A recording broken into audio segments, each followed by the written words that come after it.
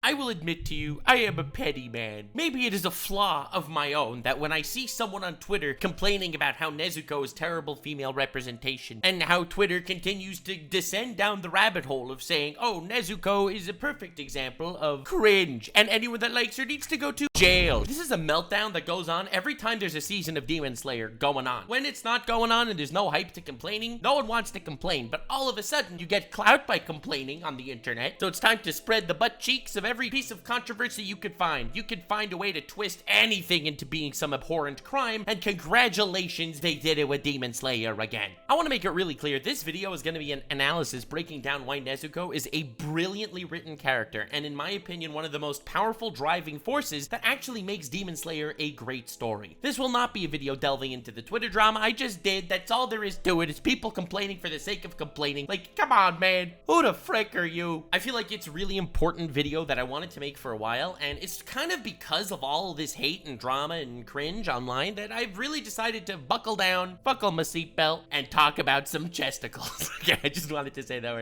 Ladies and gentlemen, welcome to Overpowered Done Right, a series that a lot of you have been requesting the return of, and it's back, so subscribe for future analyses on overpowered characters and future Demon Slayer analyses. But for now, let's talk about the heart and soul of Demon Slayer, an overpowered character done right.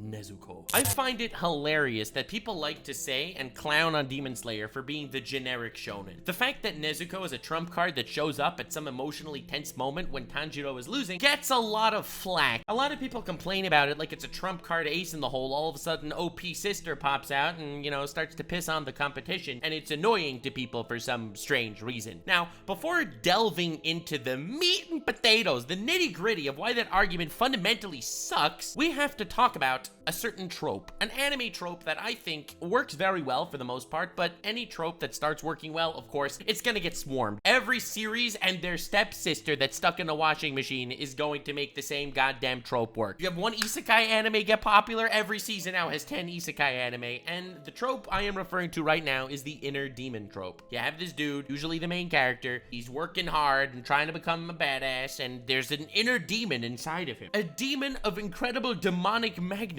So demonish and scary that when the main character is ever going to actually lose a fight, plot armor time, demon pops out, kicks some butt. I know that it's an older concept. It's not like some new crazy trope that was just developed, but I really do think it was cemented in the anime stratosphere as a popular archetype with Naruto. Naruto with the nine-tailed fox inside of him, that whenever Naruto gets really worked up or really emotional, nine-tailed fox pops out and kicks some ass. Frankly, I think it's a really good trope in some way. I do think it to some extent negates the theme in Naruto of hard work beating natural talent, because it doesn't. It's ultimately hard work plus a super ultra mega ancient evil demon inside of you that defeats natural talent. So while it does sometimes go against some tropes, I will have to say that I do think some of the scenes with the nine-tailed fox energy coming in clutch were absolutely fire. I don't think any first arc in anime will trump the final battle between Naruto and Haku and the emotional climax that was there with the nine-tailed fox finally, you know, revealing itself. And with the rise of the popularity of Naruto, many anime follow this trope. Now, they don't all exactly do the same thing with this trope. Obviously, they're all different. You got Chainsaw Man's take on the trope with Pochita being inside Denji. You got the Jujutsu Kaisen trope, and the list can keep going on and on and on. The inner demon trope is incredibly prevalent and popular because, frankly, it's kind of cool. With Demon Slayer, I think they did a really good job because there is no real inner demon trope. It's all about the outer demon trope. It serves the same exact purpose to have Nezuko there to win the fight when emotions are getting high and blood is running hot, but it's not because of this inner demon in Tanjiro that pops out and turns him OP. It's because of the love and bond between him and his sister that makes his sister act out and kick that absolute bootay that I mentioned in the previous little segment of the video. Now, this isn't something I've ever seen brought up when talked about Demon Slayer, and I really feel like it's important to mention. More often than not, the dynamic between the main character and the inner demon that pops out at emotionally high moments very often, more or less happens within the main character's mind. You have the concept of the relationship between Naruto and the nine-tailed fox evolving throughout the entire Naruto story until he eventually kind of becomes buddy with Kurama towards the war arc at the end of Shippuden. It's a similar concept, except instead of, you know, this bond growing between Tanjiro and his inner demon, it's Tanjiro and the outer demon that really started this entire adventure for him. Tanjiro obviously wants peace and prosperity. He obviously is a very good dude, and he doesn't want suffering, strife, and demons just nomming on people, where every single time you bump into someone, you're worried that they're going to be an Among Us imposter imposter just sitting there ready to lick their chomps, nomming on people, where every single time you bump into someone, you're worried that they're gonna be an Among Us imposter just sitting there ready to lick their chomps. But ultimately, the thing that really pushed Tanjiro into starting this journey was because he knew there was a future that maybe he could cure Nezuko. This outer demon character was the fundamental reason behind why he is truly fighting so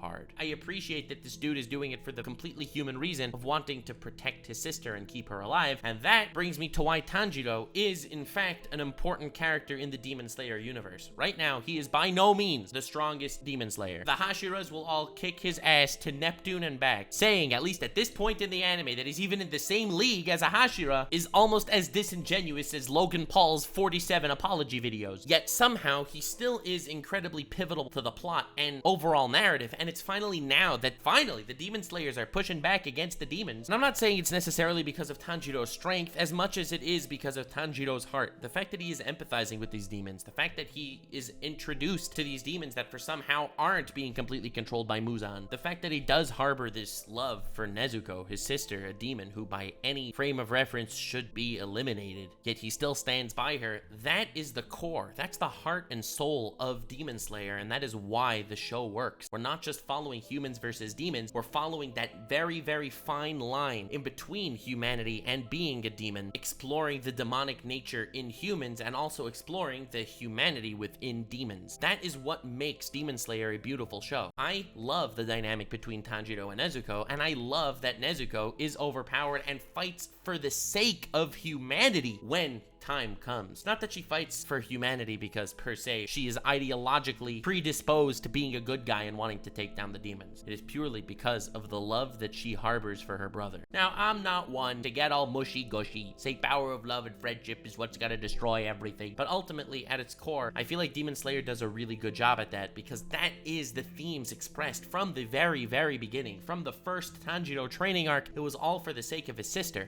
that by any metric should be eliminated, yet he will defy her fate. He will defy logic and reason for the sake of love. Now, when I think power of friendship, I think of things like Fairy Tail, where every bad guy in one season just becomes a good guy in the season after that because friendship and stuff. And I don't think any of it is as heartfelt as when you see it actually happen in Demon Slayer. This is the core concept of the series, and this is just a really nice way to promote that concept. In other shows, it almost feels like, well, yeah, of course they love each other, obviously they're homies, they're friends, home dogs, yeah, they're the boys, and the boys are gonna stick together, and I am not gonna let the boys down, and because of the boys, I'm gonna freaking kick some bootay, where the boys concept that gives them the strength is completely secondary to whatever their plan is. Obviously, Naruto fights for the sake of his friends, but fundamentally, this man wants to become the greatest Hokage. He wants to become someone accepted. These are his core ideological components that aren't necessarily friendship. Obviously, he's a man with a big heart that loves his boys, but when I look at the dynamic between Tanjiro and Nezuko, I feel like that's so much stronger because that is the fundamental progression of what the show is actually saying. So the fact that Nezuko is a trump card that only Tanjiro could possibly have because of all the love, time, effort, affection, and contrary to logical expectations, that's why she's there for him. That's why when she's overpowered, fighting for the good guys, it doesn't feel like some crazy out of the blue plot twist, plot point thingo. When you have your moment where the demon inside the main character starts kicking butt, sometimes it's really cool. But every once in a while, it doesn't stem from an emotional climax. Every once in a while, it's just, well, that's just one of the tools in his arsenal. And quite frankly, that's when it feels like a letdown. The fact that Neji couldn't hit Naruto's chakra points because inner demon thing is giving him extra power. And the fact that Naruto was able to make an extra clone and another clone and another clone just by pushing himself, and only it's because of the inner demon that he got that extra power. Yes, Neji was an asshole preaching the fact that natural talent is superior to hard work. And Naruto is trying to prove the opposite, yet it's because of this crazy talent, this skill, this ability, this inner demon, that he is actually able to win. It kind of negates the themes, and it doesn't come with the emotional climax that I think it's necessary to possess for the demon trump card power-up concept. Nezuko, I think, absolutely nails it. Every time Tanjiro is in danger, because of the love and support that he has shown her the entire show, that is exactly and precisely why she is actually standing up right now to protect him. As far as the inner demon, or in this case, the outer other demon trope, I think that this is the best example of it actually being done right, where it never feels like an ass pull. It always feels absolutely earned, and whenever Nezuko fights to protect Tanjiro, quite frankly,